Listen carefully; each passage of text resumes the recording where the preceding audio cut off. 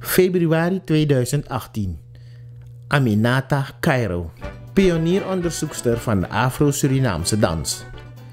Aminata Cairo, Aminata Afijn Sandra Senja Cairo, doctor in de antropologie, is de eerste in de Surinaamse historie die op zoek ging naar de Afro-Surinaamse identiteitsbeleving in de Afro-Surinaamse dans. Dit gebeurde middels wetenschappelijk onderzoek in aanvulling op haar in 2007 verschenen proefschrift Hebisani, Mental Well-being among the Working Class Afro-Surinamese in Paramaribo, Suriname.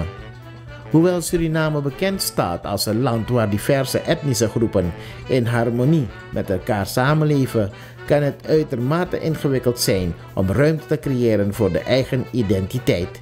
In haar dansonderzoek gaat Cairo in op diverse Afro-Surinaamse, in het bijzonder de Criollo, dansvormen die zij tussen 2003 en 2005 in Suriname ontdekte en hoe de dansuiting de dynamiek en complexiteit van de identiteitsbeleving van Afro-Surinamers weergeeft. Naast de academische aspecten besteedt zij aandacht aan de praktische betekenis van haar bevindingen voor de Afro-Surinamers.